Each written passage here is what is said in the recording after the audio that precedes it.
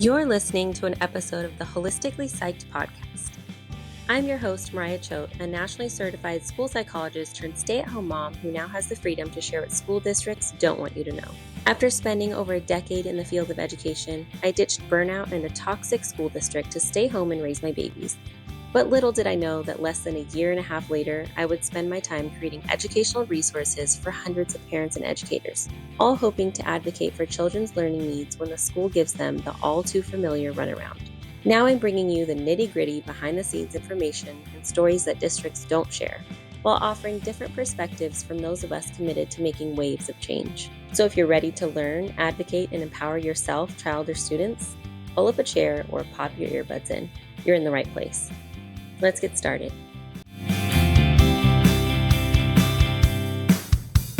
Hello, and welcome back to the Holistically Psyched podcast. I'm your host, Mariah Choate, and today we have a very special guest who will share her powerful journey navigating the special education system and the lessons she has learned along the way. Before we dive in, let me remind you that our mission here is to shed light on the aspects of special education that often remain hidden. We're here to empower parents and educators and provide hope from those who have been through the struggle.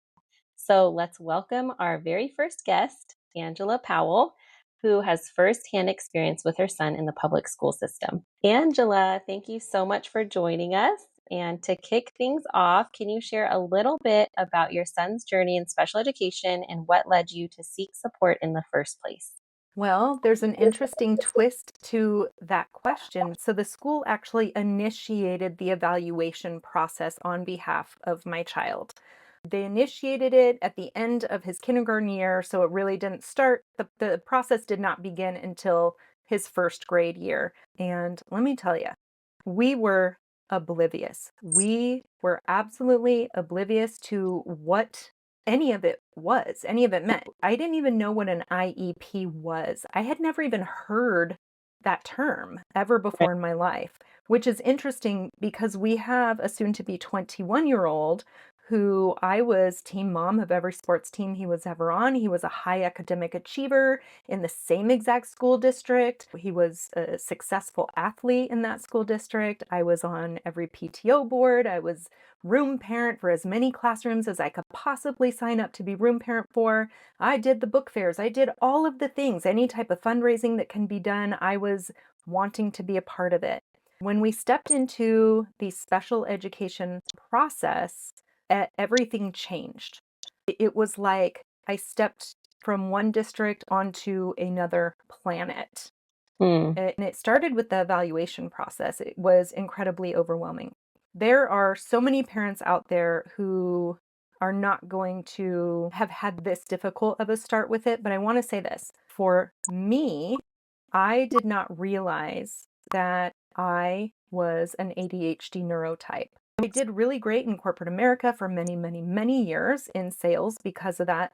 But when you hand me a stack of papers to read through in a language that is so vague and undiscernible, and then you ask me questions that require a high level of vulnerability, it's just like endless. Even just your procedural safeguards, when they print that out for you, is probably at least 1.5 inches, 2 inches thick.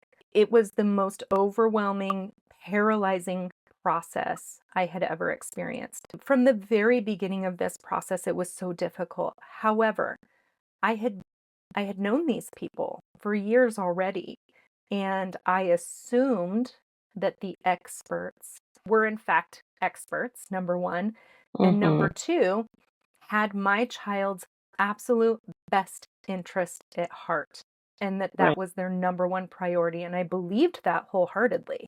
We went through the evaluation process. It was like standing in the center of a tornado for me. My husband's a musician. He was on tour through the majority of this. Thank goodness he was there for the first meeting that we had after the evaluation where they approved an IEP. But I sat in that meeting crying or holding back tears.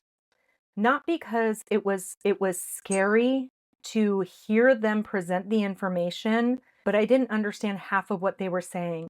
Right. And And it wasn't that I felt rushed through the meeting, but it was like, well, we got to keep what, moving on to the next thing. And I don't even have time to process the thing that they just talked about Right. in order to formulate a question.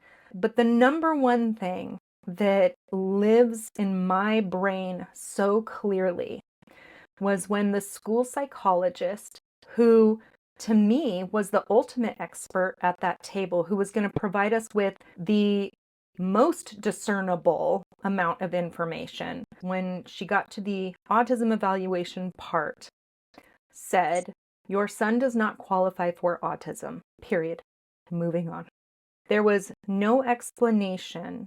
These were educational categories only. Now, I'm sure these things are probably written out in that paperwork somewhere. Probably. I don't know. I still have not been able to Yeah. fully read through those things. So parents that might not be familiar with an IEP. So you have the IEP, that's like the ever long document of all the goals, services, all those things. But you have the psychoeducational assessment report. That's the report that has the eligibility criteria on it. And it is detailed out, but just like you're saying, you're getting a whole stack of papers. That's not even including like the parent rights. No. So when she just says, "Oh, he doesn't qualify for autism," what did you think? Well, we didn't, I mean, we knew stereotypes and stigmas on autism. So we really didn't even, at the time, I couldn't tell you that I was, fully understood what that meant anyway. Mm, But we were so relieved. mm, And I don't know why we were relieved, right. but I feel like back then, not knowing what we know now, an autism diagnosis would have felt so much more critical, something beyond what we could prepare for. I mean, he's in first grade. It had Right. never been something that we had ever considered or anything like that. My son is in fact autistic, we find out years later. But at the time, we were doing this based off of a generalized anxiety disorder diagnosis, Yeah. from his pediatrician. So we get the IEP, and now Under other health impairment, I think, right? yes, Yeah. other health impairment, exactly. He's very bright. He does not have any intellectual disabilities other than the fact that his neuroprofile, being autism and ADHD, makes it really difficult for him to focus and process in all of those spaces of executive function, right? So being Mm, in a classroom, say math, where you're moving at a fast pace and he doesn't have time to finish, and then he's looking at all the other kids finishing and turning in their papers. Now his anxiety is hyped up, and so it's a lot of that for him.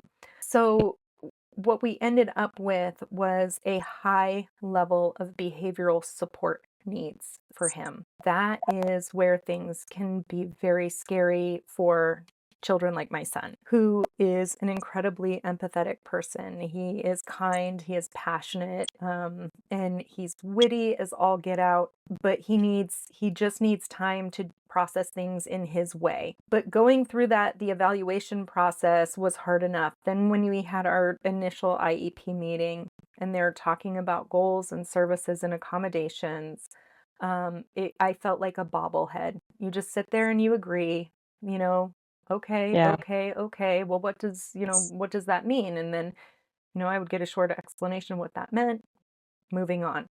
We would sign anything that they wanted us to sign and move on because they're telling us that this is the best thing for him, and I don't know a single thing otherwise. That was the beginning experience, and the most harmful part of that for us was not having the educational categories explained to us when they had ruled out autism, because that prevented us from going and getting an autism evaluation done. We Right. had actually turned down an autism evaluation through a therapy group that we used, based on the fact that our school psychologist said that there was no autism present during the Right. testing. And what was interesting is that I believe the person that we were seeing at the time should have stepped up and said, Mhm. school psychologists cannot give a medical diagnosis. Right. But that's not what happened. That was another failure of information. It took many, many years, about 7 years, before we met our credentialed village, Wow. that was like, wait, what? No, that doesn't make sense. That's not how this works. This is Right? how this works. And here's the recommendation. And here's also some information for you to learn more about it. That's where our journey really started to get pretty fabulous. I love how you had a good rapport with the school. You assumed best intentions from the school. You assumed their credibility. And you coming into that with all of the hope and the positive relationships, right? Still felt completely overwhelmed, still felt completely blindsided to not recognize that an eligibility for special education is totally different than a medical diagnosis, and not even knowing till 7 years later. I think it's important, especially for school psychologists or even admin teachers that are in that meeting as well. If you see a parent totally shutting down, or if you see them just the bobblehead, like, yeah, okay, yeah, you stop that meeting, you say, hey, let me just check in. How are you doing? Literally mid meeting. Like, it's so powerful to empower parents to have a voice when you see, and as you're an educator, observing them like shutting down or feeling withdrawn. I think it's important, at least from my perspective, as I've done that with parents, and it could run your meeting longer. But at the end of the day, that's their child. You're there for them. So let me also touch on educational eligibilities. There's 13 of them under IDEA, totally different than a medical diagnosis. So just in case no one else heard that in IEP like you, Angela, it's good for them to hear it now. So even if that's autism, they didn't qualify for autism for an IEP, does not necessarily mean they don't have autism as a medical diagnosis. But I also want to say, Mariah, the importance of people like you who are out to educate families on these processes. It would have been the game changer for our family. Like our entire lives would look completely different had we known about people like you. Had I known about, a podcast that teaches families about these things, because by the time we got into the evaluation process, we were already overwhelmed. We knew our son was willful. We knew, we had an idea. We just didn't realize what was going to happen once he started school. And kindergarten was difficult for him, and there were so many negative experiences Mm, in kindergarten and then in that beginning portion of first grade, that by the time we were, given those evaluation papers, by the time we were sitting at an IEP table, we were already overwhelmed and paralyzed and in that kind of crisis mode where you're just maxed out. And mm, from a mother's perspective, I can tell you my experience was there was so much shame, and I was my absolute worst enemy because I had convinced myself that I did not deserve to be my son's mother. I didn't know how to show up in this space for him because he was mm, not thriving and I couldn't do anything about it. When you're in that space, and that was my experience, on top of the fact that I was an undiagnosed ADHD neurotype, right. there's so much that goes into this. I mean, most children, especially when you're talking about a child who does have an autism diagnosis or an anxiety diagnosis or an ADHD diagnosis, I mean, it's really easy to find those heritability rates right on the CDC website, which are underreported. So being able to step up as an advocate for your child in a space that is completely unfamiliar, when you already have kind of this propensity to be overwhelmed and uncertain, it's a devastating place to be. For me, the thing was that we didn't know where to turn for information. I didn't even know how to be curious enough to ask the questions leading up to it. The resources are so much easier to get to now, Mhm. because I'm not going to go to the library and pick up a book on special education and read through it. I wouldn't even think to do that. Yeah. So I want to say that because I think that's an important place to start from, as a Hmm. parent, is to say that you're showing up. So feel good about that. Just don't be your own worst enemy. So after your child qualified, got an IEP, even though it was in other health impairment, totally missed the autism. When he got his IEP and it was like, okay, now that we have supports in place, let's move forward. If you can talk a little bit about the process of behavior support and how the school addressed that. First, I want to start with one thing because an autism diagnosis is not going to get him an autism category of eligibility with an IEP also. So, Yeah, and that's something we learned way, way, way later down the road, as we did start to pursue evaluations, outside evaluations on our own. Is that, coming back to the table with a diagnosis did not mean that we were going to meet an eligibility requirement. And I've right. since spoken to a lot of families who didn't know that either. So I want to put that out there as well. For the behavioral supports, I knew all of the educators in that school.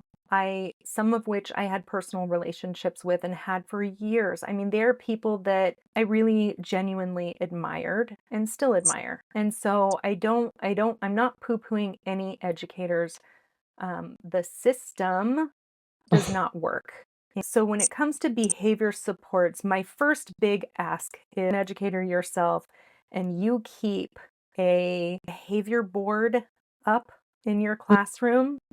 You are doing a disservice to children like mine because he would hyper focus on that board and where he was every single day, terrified that he was going to be put down into the red zone to the point where he was placed in the red zone so much that he believed that he was a bad kid. My son came home for the first time as a 7-year-old and said that he just wanted to die. And that was not because of the experiences that he was having at home. It was because of the experiences he was receiving from adults at school. Oh, Adults who were supposed to be responsible for his welfare and mm-hmm. his education. There was not a single person there equipped with the educational background to support children with behavioral needs or high sensory needs. We didn't know that this was exclusion, right? He spent hours per week sitting in the vice principal's office, Oh, excluded from his gen ed class. That was not part of the IEP in any right. way. He It had was the been, response they had in the moment. Okay, this is all that we can think of. Let's put him in vice principal's office. yes, and he had been actually locked in the padded room multiple times. He had come home with bruises on his body, bruises on his neck, from being placed in holds. And here's the kicker: we would have to call and ask where they came from and how that happened because we were not receiving the phone call that we were supposed to be receiving, to let us know that a hold was placed on him. As a matter of fact, they hadn't even at that point, even though we had legally now going back and knowing what the law is and how it's written in its interpretation within the, we live in the state of Tennessee. There's only so many times that these things can occur in a school year before we have to implement a an FBA. Right. But that did not happen. That And for never those once listening, happened. that's a functional behavior assessment. So let's imagine for those listening that getting consistent calls from school, they're coming home with marks on their body, the teacher's giving them reds every single day, whatever it is. That is a red flag, right? That something is not working. A support is not in place that should be in place, or a support that is in place is not working. So, for you, Angela, when those things were happening, did IEP meetings were they called? Did anyone talk to you about a functional behavior assessment? Did anyone talk about a behavior intervention plan? Not at this school. Mm, So it never happened at this school. Things continued to get worse mm, and into second grade. The behaviors escalated even more. Now, I want to say that we were not seeing the same things happening at home. mhm. So the things that would be reported at school were not happening at home. And Which means what? Anyone that understands behavior logically understands there's something going on in the environment. yes. And so we really relied heavily on this school. And at the end of the day, I've kept a copy of every single IEP with the notes that were taken. And I look back at it and I look at notes and I'm like, wait a second, that actually didn't even happen. Or, Right. but I wasn't in the space to be analytical towards the school at the time. We ended up moving to another school, just one town over, which moved us into a different district within that same county. We have two different school districts in our county. I had learned a lot in that time because we had a pause that we will all remember called COVID-19. We had time to research, we had time to find new providers. And so I brought a copy of the IEP with notes, and then I purged all of the things that were traumatic. And I said, listen, if your school can't handle this, let me know now, because Mhm. we'll go ahead and move into homeschooling or private schooling. We'll figure it out. What I'm not willing to do is have the same experience that I had at our last school. Right. Um, and the administration at this new school was absolutely fantastic. He was there for third grade, fourth grade, and part of fifth grade. Third grade, it went really well. He had a special education file holder that just absolutely believed in him. And guess what? She also was trained for behavior. So third And grade was actually we had some pretty big escalations, but mhm. they weren't scary. They weren't scary to the point where it didn't get worked out. And the educational file holder that we had would call us in, make us a part of it. And she was so calming and understanding, and she would educate us from every angle. And she Love was that. fired. She was fired at the end of that year. Yeah. Um, and so, but she was hands down an excellent educator. With that being said, there was a new file holder for the next year and a new file holder for the next year, but he didn't actually get to attend. We were unknowingly, we got to a point where we were picking him, we were getting the phone call from school to come pick him up within an hour of dropping him off. And we had Yep. no idea that was we actually agreed to this process, right? We're like, well, Mhm. we don't want him to have additional trauma. This is just getting worse and worse and worse. Like, just call us and we'll come get him, Mhm. because that was the idea that was thrown out there. We don't want him having exclusion. Like, he's already taken a hit on his self-esteem. Like, so Mhm. boy, oh boy, we were picking him up from school to a point where we didn't leave the parking lot anymore. Like, we just waited for the call in the parking lot. We'd drop him off, we'd wait for the call, we'd walk in, we'd get him. I think we should mention how common that is. And that's often, at least the teams that I've worked in, admin will come up with that kind of solution because it's often undocumented. It's, oh, parent requested this or parent agreed to this. We're not going to put it in writing. And it's just going to kind of be this unspoken, we'll just call you when things get crazy and don't worry about it. And then we'll ease him into school. School psychologists are not typically trained in behavior thoroughly. Like the program that I went to had a specific behavior focus, but that is not typical for most psychologists.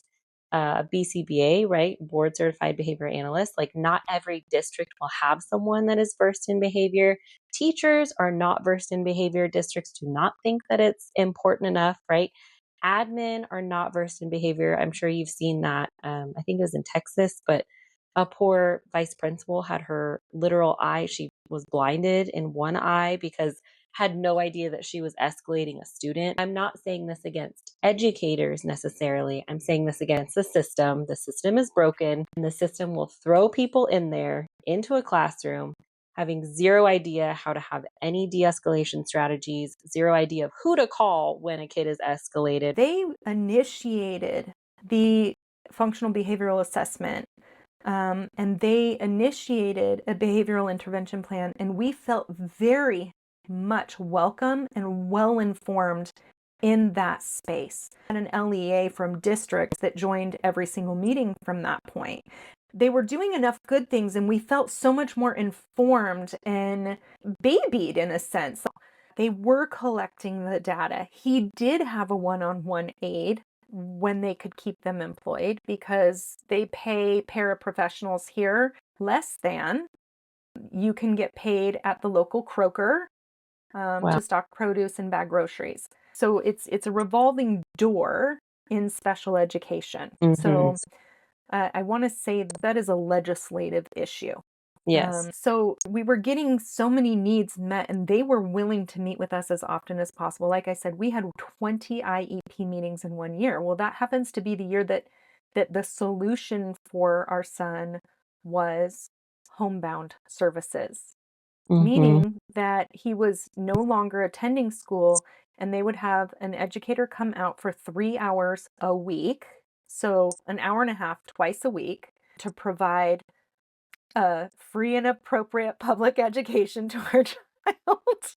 Gosh. So We wild. were in that space for a year and a half, off and on. Mm-hmm. And we finally said enough is enough. But I do want to talk about what happens when you do get a functional behavioral assessment that leads into a behavioral intervention plan. Would love for you to speak on that to the parents that are listening, because there's two sides of it. It was helpful in the sense of collecting data. Mm-hmm. We learned a lot in that data collection. But if you just continue to collect data and you don't do anything Right. productive with that data, it's a waste of everybody's time and Yes. energy. And what my child went through in that process was very unfair to him. Mm-hmm. Um, because he's having to carry around now, instead of being up on the board, he's having to carry around sheets so that every adult he comes across in a school day gets to rate him. They did a check in, So check out system after an FBA. they were still that was never something they were willing to take off the table. Oh. Towards the end of the experience, we were coming back from homebound for the second or third time. I would have to go back and look. Mm-hmm. And to a 1 hour LRE that they put him in a tiny room that had a slit of a window, and that had like nothing in it. It was white walls, tiny room, fluorescent lighting. It probably was a closet, I'm gonna guess. It was tiny, tiny, tiny. And that was the 1 hour of school that he got in this, what was decided was the LRE.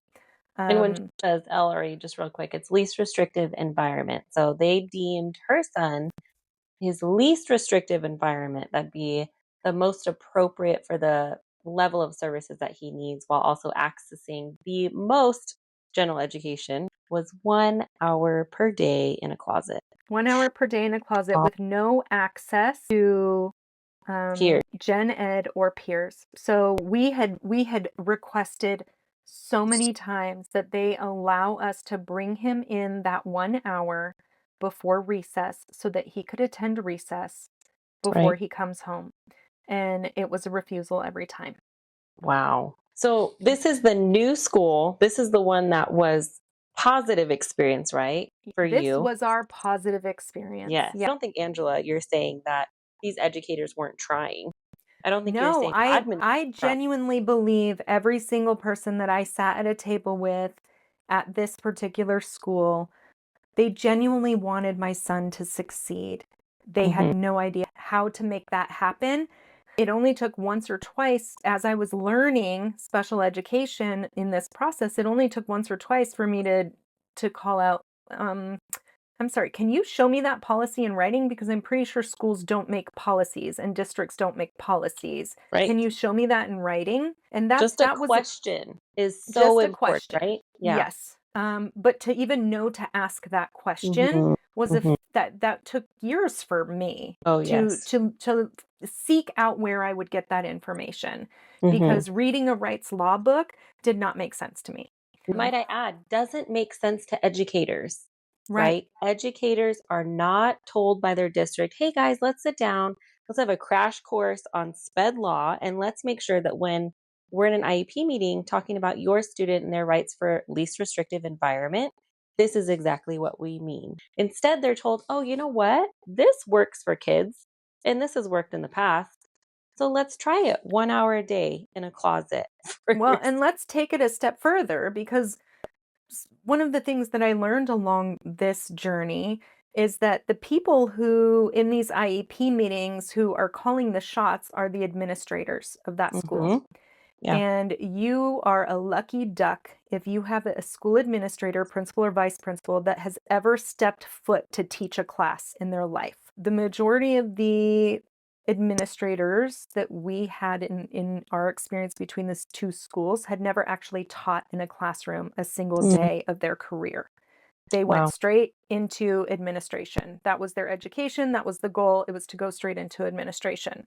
That's when you're seeing that your child's teachers are not receiving support Right. because they're running a machine and they're checking boxes and The they're business. they're running a business and they're kind of making it up as they go. It's not that way in every state, right? Like in my state for California, even in the difficult turnover that we've had in my city, all the admin that I'd worked with previously had all been teaching, but that is not true in every single state. And I know you said you're in Tennessee, so I just want to say the educational system in your state looks very different, right, than even in other parts of the country.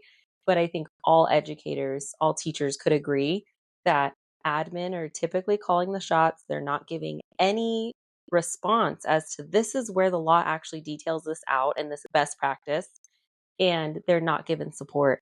Instead of this child that's struggling with behavioral and sensory needs, instead of getting to the nitty gritty of like why that's happening, have him rate with all the teachers all throughout the day and he'll get a 0, 1, or 2. If he gets a certain amount of points at the end of the day, great, he gets to go to the prize box. And if he doesn't, well, try harder tomorrow. And so it's not the support that's needed. And really, at the end of the day, it's not the education that is there for them. So I know you asked real quick about the FBA and the BIP. So I think a lot of Yes. parents might hear this and be like, great, like an FBA went through the whole process and like nothing even changed. So data will drive decision making. So if you go through a functional behavior assessment, there's typically 4 different functions of behavior. So you're trying to figure out if a student's in a classroom, they keep getting up out of their seat, they're booking it for the door every single time there's a transition. If you are observing that behavior over a certain amount of time and you're observing the environment as, let's say, a school psychologist in that room, observing as like a third party, you're able to understand, okay, this is typically when it happens, it's when it escalates. Usually, this is what comes before the behavior, this is what happens after the behavior. This is the type of reinforcer. If every single time the kid gets up and runs out of class, they get to go sit in the principal's office and get a prize box to calm down, right? Like that would be a reinforcer for that behavior. So you're gathering data for all of that. But the whole goal of getting the data is to reduce the problem behavior. And you're not just reducing the behavior by saying, we're going to give strict boundaries to this kid so they can't get out of their seat. No, you're meeting what the child is seeking first before they're moving on to find it elsewhere. So if this child is struggling, maybe someone next to them is like constantly tapping on their desk and they're just like going bonkers with the overstimulation, you're addressing their initial function, which is to escape the overstimulation before the next problem, which is to leave their seat. So, as you're doing that gathering data, you create a behavior intervention plan, not just teacher by themselves, teacher, school psychologist, paraprofessional, administration, right? Everybody that's interacting with that child knows exactly what to do when they see XYZ with the kid to meet their need before they feel the need to go on and do the problem behavior. Now, let's imagine that you try doing that behavior plan and it's not working. Again, you go back to the data. Okay, what is the data showing for their function?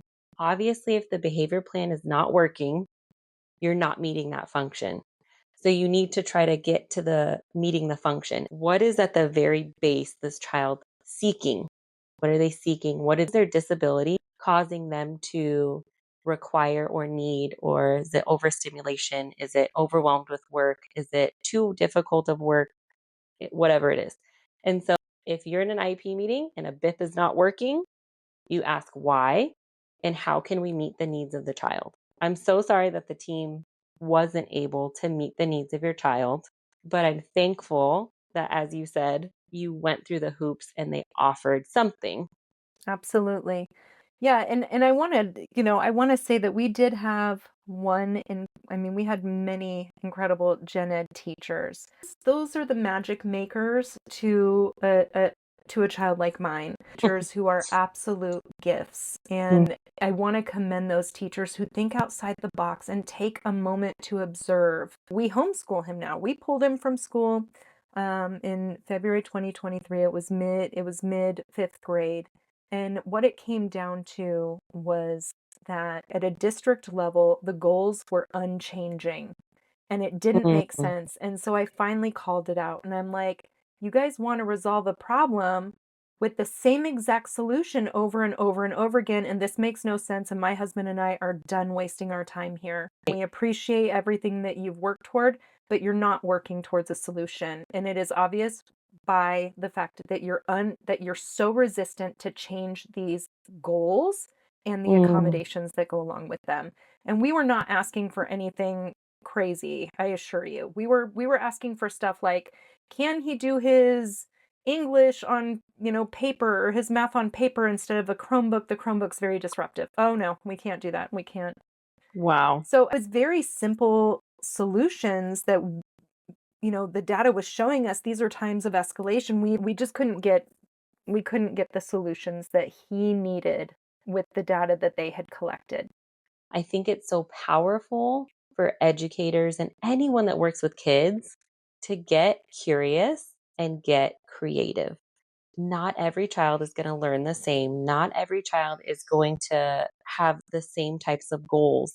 But if you're working with kids, you have to have the flexibility to be curious about why is this happening? What is the child's need?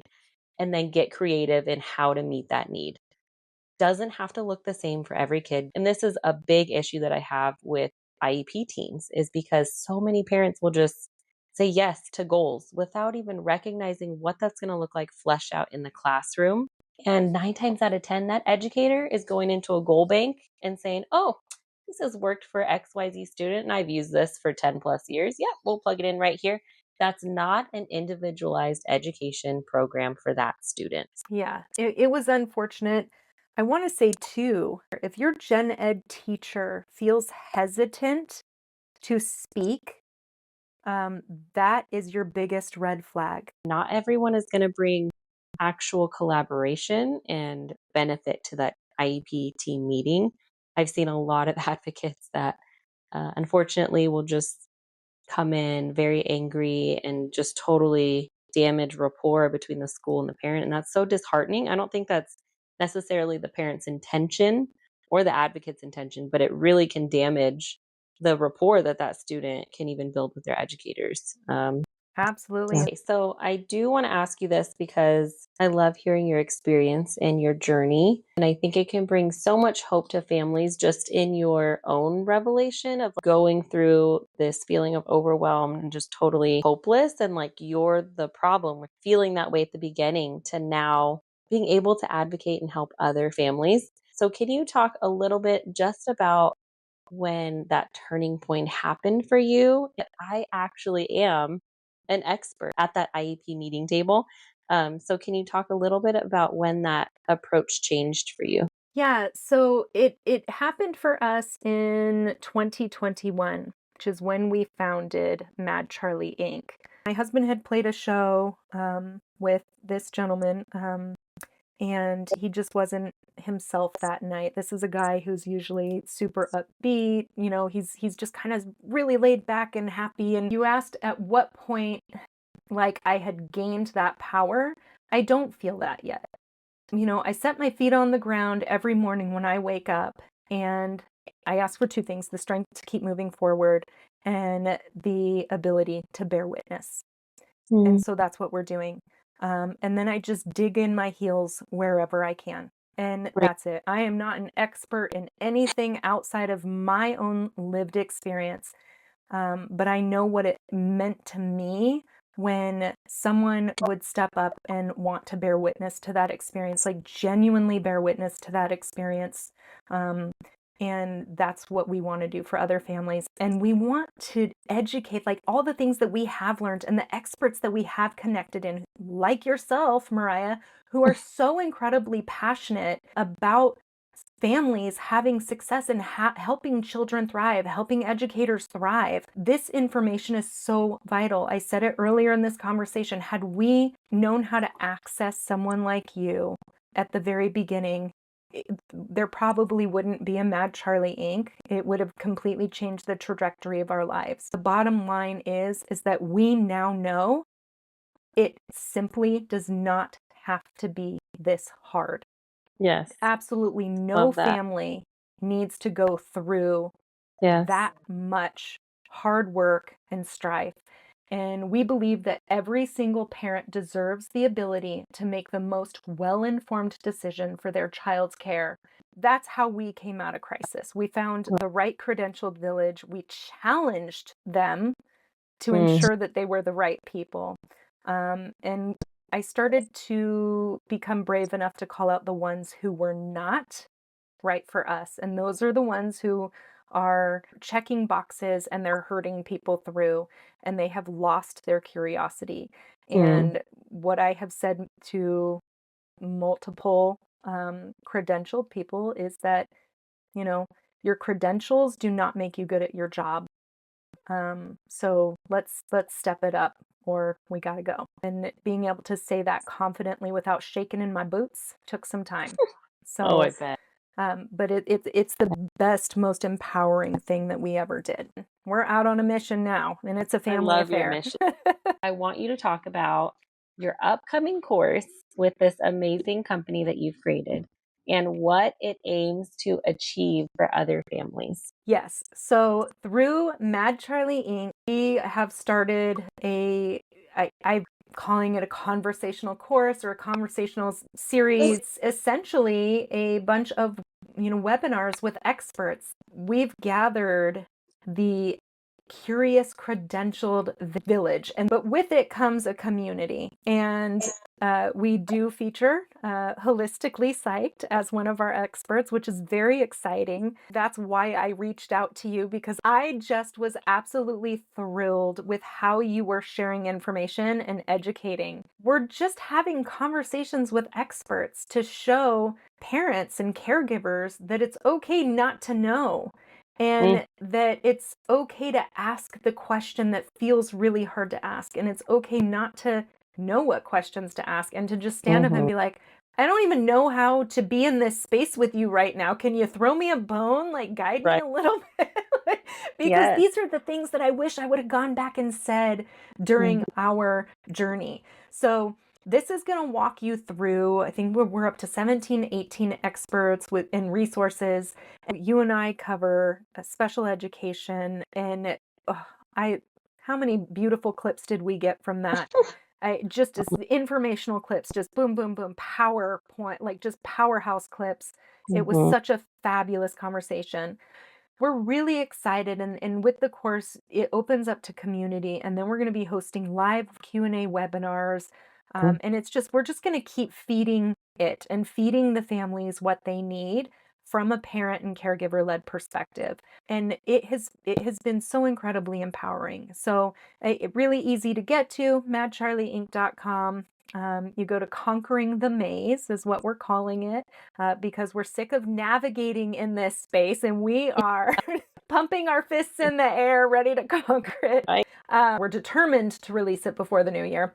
Amazing. And we're going to be, if you sign up now, you're basically entered into our mailing list to receive information, downloadables, and it's an easy way for you to get your information shared with the experts who have participated. Should you choose to share that information, there's a drop down that you can click to say yes or no.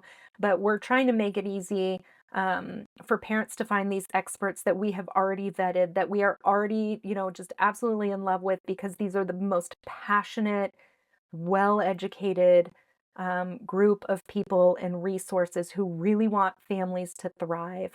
And Mhm. so we're sharing your email information with them as well. So you're not just signing up with Mad Charlie Inc., you're signing up with each and every one of these incredible experts. The information that they're bringing, the tools that they're bringing to the table are absolutely incredible. I wish we had them.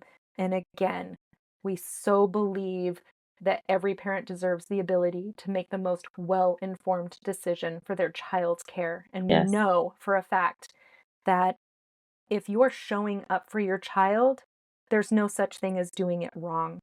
Right. And that is the biggest mistake I made, and the worst thing I ever did to myself was that I had at one point convinced myself otherwise. That no matter how much I showed up, I was never good enough. Showing up is winning, because there's absolutely not one single other human being on this planet that is going to do for your child what you are capable and willing to do for your child. You are the best advocate for your child.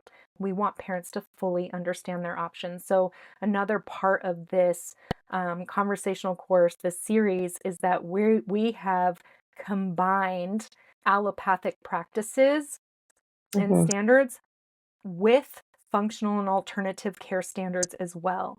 And that is no small feat to get these two, this wide spectrum of practices in care Right. to agree to be in the same space together in Yeah. order to Big inform deal. parents of all of their options, Because to again, ensure we go that back to getting creative, right? Not one approach is going to work for Charlie that it is for even your other son, right? Getting creative to see all the different avenues, all the different supports that you can even go down. That's what I love about what you've done is you're literally picking the brains of people that have spent their lives, right?